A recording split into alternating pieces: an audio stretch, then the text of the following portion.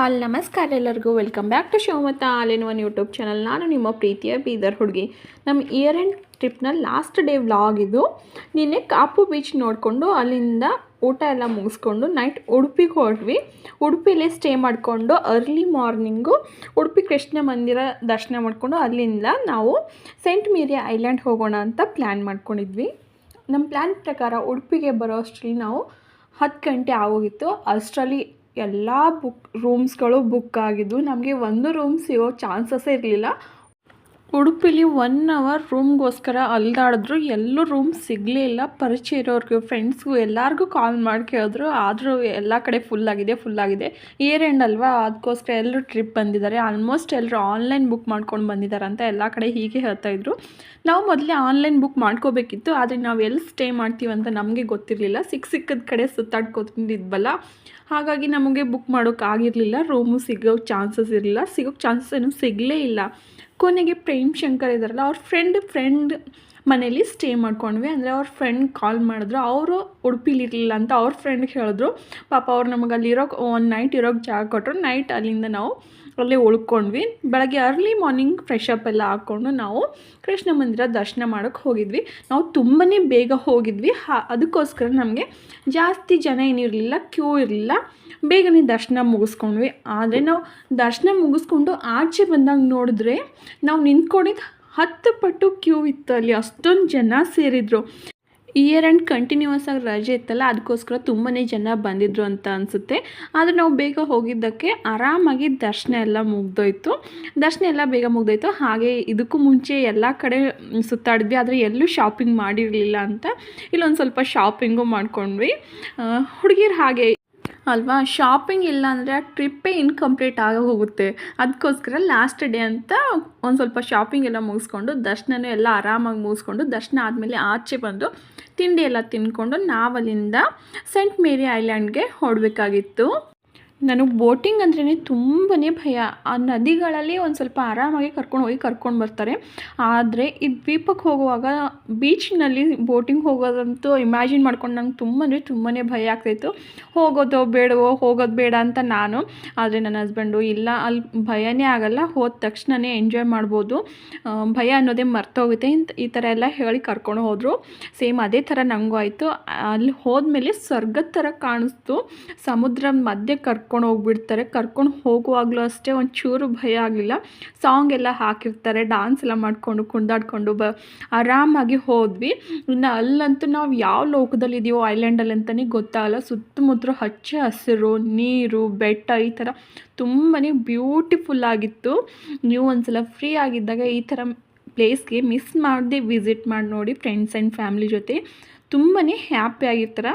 ನಮಗೆ ಇವತ್ತು ತಿರ್ಗಾ ಬೆಂಗಳೂರು ವಾಪಸ್ ಬರಬೇಕಾಗಿತ್ತು. ಅದಕ್ಕೋಸ್ಕರ ನಾವು ಮಧ್ಯಾಹ್ನದವರೆಗೂ ಮಾತ್ರ ಅಲ್ಲಿದ್ವಿ. ಇಲ್ಲ ಅಂತಂದರೆ ಅಲ್ಲಿ ಫುಲ್ ಡೇ ಅಲ್ಲೇ ಇರಬೇಕು ಅನ್ನೋ ಥರ ಅನ್ನಿಸ್ತಾ ಇತ್ತು. ಅಷ್ಟೊಂದು ಬ್ಯೂಟಿಫುಲ್ ಆಗಿರೋ ವ್ಯೂ ಇತ್ತು ಈ ಐಲ್ಯಾಂಡು. ಈ ಸೆಂಟ್ ಮೇರಿ ಐಲ್ಯಾಂಡ್ಗೆ ಟೈಮಿಂಗ್ ಇದೆ. ಟೈಮಿಂಗ್ ಬಂದುಬಿಟ್ಟು ಬೆಳಗ್ಗೆ 9 ಗಂಟೆಯಿಂದ ಈವ್ನಿಂಗ್ 5 ಗಂಟೆವರೆಗೂ ಮಾತ್ರ. ಆಮೇಲೆ ಈಗ ಇಂಟ್ರಿ ಬೋಟಿಂಗ್ದು ಗೌರ್ಮೆಂಟ್ ಬಂದುಬಿಟ್ಟು 350, ಚಾರ್ಜ್ 450 ಈ ಥರ ಏನೋ ಇತ್ತು.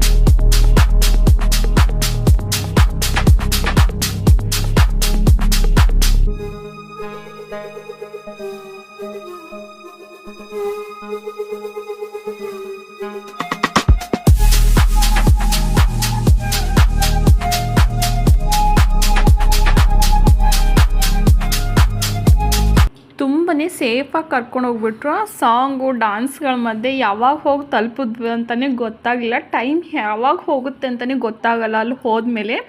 ಆಮೇಲೆ ಐಲ್ಯಾಂಡ್ ರೀಚ್ ಆದಮೇಲೂ ಅಷ್ಟೇ, ಅಲ್ಲಿ ಎಷ್ಟು ಕೂತ್ಕೊಂಡ್ರು ಹಾಗೆ ಕೂತ್ಕೋಬೇಕು ಅಂತ ಅನಿಸ್ತಾನೇ ಇರುತ್ತೆ, ಎದ್ದು ಬರಬೇಕು ಅಂತ ಅನಿಸೋದೇ ಇಲ್ಲ.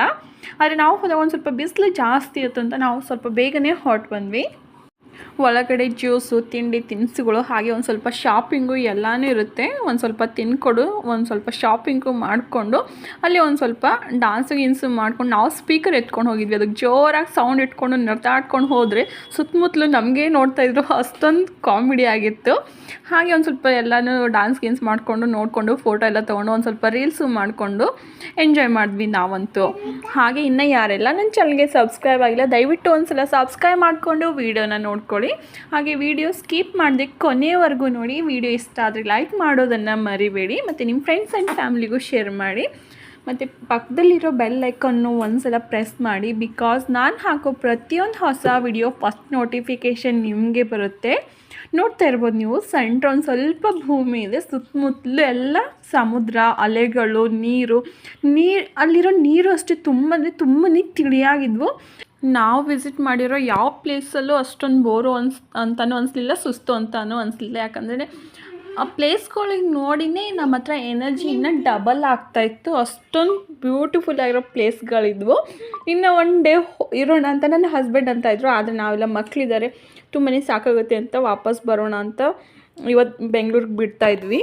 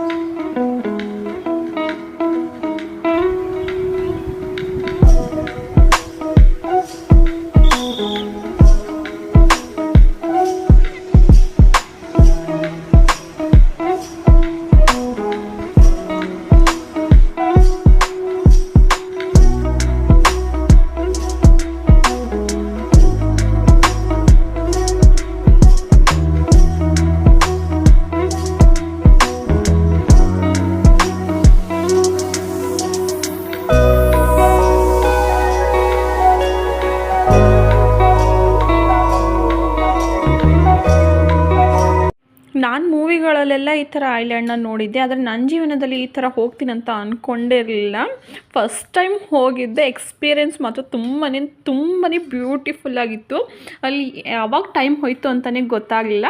ತಿರ್ಗಿ ರಿಟರ್ನ್ ವಾಪಸ್ ಬರೋವಾಗಲೂ ಅಷ್ಟೇ ಬೋಟಲ್ಲಿ ಎಂಜಾಯ್ ಮಾಡಿಕೊಂಡು ಯಾವಾಗ ತಲುಪಿದ್ವಿ ಅಂತಲೇ ಗೊತ್ತಾಗಲಿಲ್ಲ. ಅಷ್ಟೊಂದು ಸೂಪರ್ ಆಗಿರೋ ಎಕ್ಸ್ಪೀರಿಯೆನ್ಸ್ ಅಂತಲೇ ಹೇಳ್ಬೋದಿದು.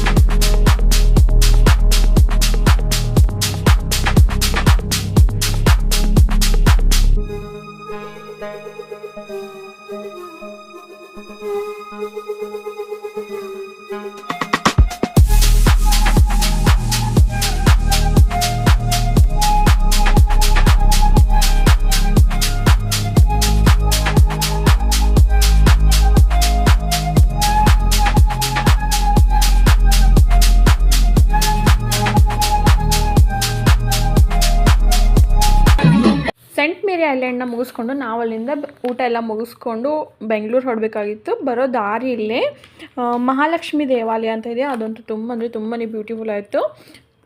ಹಾಗೆ ದಾರಿಲಿ ದೇವ್ರ ದರ್ಶನ ಮಾಡಿಕೊಂಡು ನಾವು ಬೆಂಗಳೂರಿಗೆ ಹೊರಡೋ ದಾರಿಲೇ ನನ್ನ ಹಸ್ಬೆಂಡ್ ಹೈಸ್ಕೂಲ್ ಟೀಚರ್ ಒಬ್ಬರು ಸಿಕ್ಕಿದ್ರು. ತುಂಬ ದಿವಸ ಆಯಿತು, 13 ವರ್ಷ ಆದಮೇಲೆ ನನ್ನ ಹಸ್ಬೆಂಡು ಅವ್ರ ಸರ್ನ ಮೀಟ್ ಮಾಡಿದ್ರು. ತುಂಬಾ ಖುಷಿಯಾದರು. ಯಾಕಂದರೆ 13 ವರ್ಷ ಆದಮೇಲೆ ಅವ್ರ ಸ್ಕೂಲ್ ಟೀಚರ್ನ ಮೀಟ್ ಮಾಡಿದ್ರಲ್ಲ, ಒಂದು ಕ್ಷಣಕ್ಕೆ ನಾನು ಅವ್ರ ಸರ್ನ ನೋಡಿದ ಮೇಲೆ ಹೈಟು ಅಥವಾ ತೆಳ್ಳಗಿರ್ಬೋದು ಅಥವಾ ನೋಡೋಕ್ಕಿರ್ಬೋದು ಅಥವಾ ಮಾತಿನ ಶೈಲಿ ಇರ್ಬೋದು, ಸೇಮ್ ಇಬ್ಬರದು ಒಂದೇ ಥರ ಹೋಲೋ ಥರ ಇದೆ. ನಾನು ಆಮೇಲೆ ಹೇಳಿದೆ, ಎಲ್ಲ ನಿಮ್ಮ ಸರ್ ಲಕ್ಷಣನೇ ಇದೆ ನಿನ್ನ ಹತ್ರ, ಅವ್ರ ಥರನೇ ಇದೆಯಾ ಅಂತ.